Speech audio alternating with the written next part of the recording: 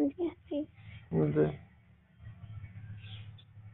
बस last question आप मुझे ये बता दीजिए, मुझे इतनी नींद क्यों आती है? मुझे मतलब विष्णु भगवान जी के मंत्र में नींद नहीं आती, ये माता रानी के मंत्र में क्यों इतनी नींद आती है? और डेली आती है, एक दिन नहीं, रोज का ही काम है।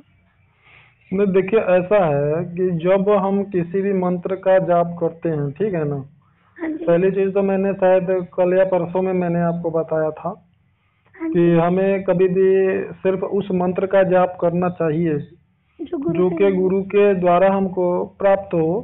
हाँ जी, हाँ जी। क्योंकि जब हमें गुरु के द्वारा मंत्र प्राप्त होता है तो उसमें गुरु की संकल्प शक्ति जुड़ी होती है और वह मंत्र सही दिशा में कार्य करता है। हाँ जी, और जब हम किसी मंत्र को मनमानी तरीके से जाप करना शुरू करते हैं तो उसकी ऊर्जा उस बेलगाम घोड़े की तरह होती है, जो घोड़ा जंगल में स्वतंत्र रूप से घूम रहा होता है और अगर कोई चाहे उस पर सवारी करना तो वो गिर के पैर पैर वैर टूट जाएगा, पैर हाथ टूट सकता है उसका या नुकसान हो सकता है, क्योंकि वो घोड़ा सही दिशा में नहीं चलेगा।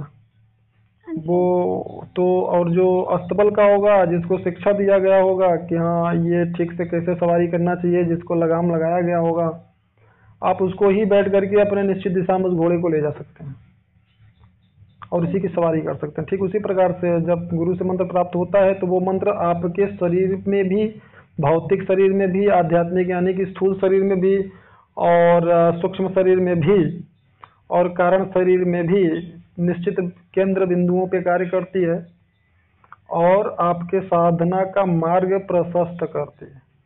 हाँ जी, हाँ जी।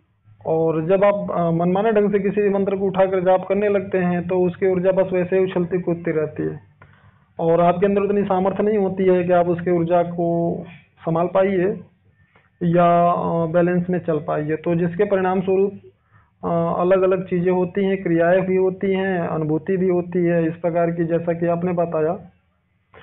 हालांकि ये जो आप बताएं कि आपको बहुत ज़्यादा जमाई आती है, नींद जैसा स्थिति बनता है। जमाई नहीं आती है, बस मेरा दिमाग सुन्न हो जाता है। मुझे मतलब कुछ जैसे सो जाते हैं ना, सपने देखते रहते हैं, ऐसा सपने दिखते रहते हैं कुछ भी कुछ। जी जी। तो ऐसे स्थितियां होती हैं, बनती हैं। हमने ऐसे हमारी शादिकाएं हैं जिनका कि जैसे आपने बताया है इस प्रकार की स्थितियां जिनकी बनती थी, तो आप उनके जानकारियों को शायद सुनेंगे तो आप समझ पाएंगे। तो ये चीज़ें होती हैं, इसके लिए परेशान होने की आवश्यकता नहीं है। जी। कहीं कुछ न कुछ उनकी इच्छा रही होगी कि आपने मुझे कॉल किया, हाँ जी।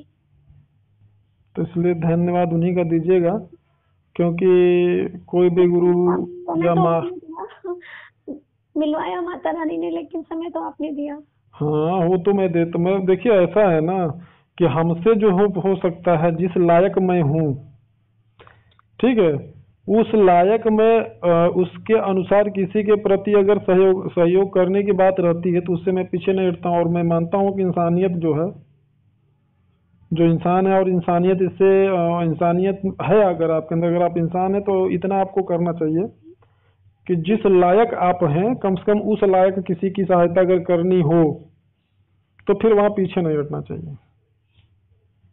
हाँ जी, बिल्कुल सही बात कही आपने। और जहाँ पे कोई भी समस्या आपको है और मैं उस लायक ही नहीं हूँ, मेरी सामर्थ्य के बाहर की चीज़ है, तो फिर उसके लिए आप अगर नहीं करते हैं तो उसमें आप दोषी नहीं हैं।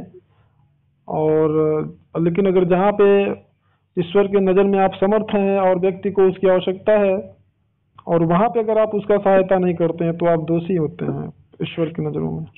हाँ जी, बिल्कुल सही कहा। मेरी मम्मी भी यही कहती है कि कभी किसी को ना मत करो अगर तुम्हारे पास है तो। हाँ बिल्कुल।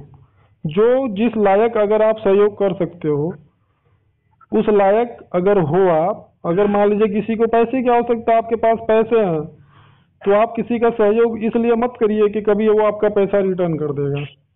हाँ जी, बस इसलिए करिए क्योंकि वो आपके पास अगर है तो हो सकता है कि शायद उसी चीज़ के लिए उसी के नसीब से है आपके पास।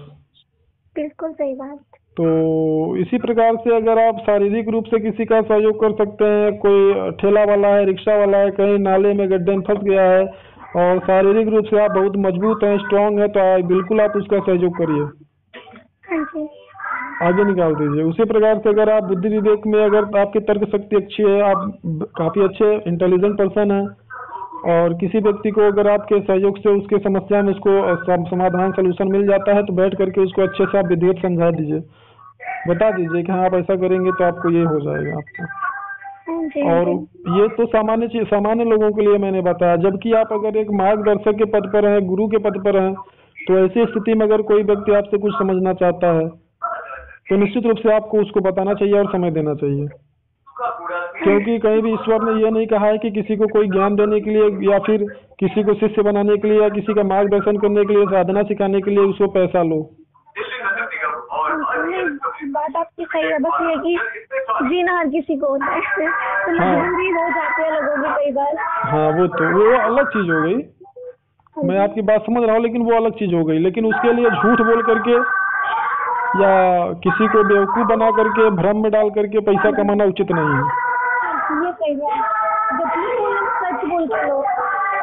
मैं अगर आपसे ये बोलूं कि नहीं मैं गुरु दक्षिणा के रूप में 5100 रुपया लूंगा तो मैं शिष्य बनाऊंगा, तो ये तो गलत हो गया ना। हाँ जी, हाँ जी। अगर हमें जरूरत है तो हम आपसे बोल देंगे कि हमको इतने पैसे की जरूरत है, अगर आप हमारा सहयोग कर पाइए तो कर दीजिए, तो ये तो अलग बात हो गई। हाँ जी, यहाँ पर मैं प्रकृति की नजरों में दोषी नहीं हूँ ना। हाँ जी, हाँ जी, बिल्कुल लेकिन सही वहां पे अगर मैं आपको बेवकूफ बना करके लेता हूँ कि ये साधना सिखाऊंगा, इतना लगेगा, आपकी दिव्य दृष्टि खुल जाएगी, इतना दे दीजिए, मैं ये करवा दूंगा, तो ये तो गलत हो गया। हाँ जी, तो यहाँ पे मेरी मजबूरी थोड़ी है, बिल्कुल सही बात कह रहे हैं आप। मेरी मजबूरी नहीं है यहाँ पे। ये हम आपको बेवकूफ समझ रहे हैं या हम आपको मूर्ख बना रहे हैं, अनावश्यक रूप से पैसे ले रहे हैं, और वो पैसे जितना हम आपसे लेंगे उससे ज्यादा हमारे चले जाएंगे ऐसे ही। बात तो आपकी सही है, लेकिन जैसे मैं टीचर हूँ तो मैं भी तो बच्चों को पढ़ाने के नाम की फीस लेती हूँ। देखिए ऐसा है ना, आप बच्चों को पढ़ाती हैं और फीस लेती हैं, ये आपका भौतिक व्यवहार है। उसमें अगर आप कुछ अच्छा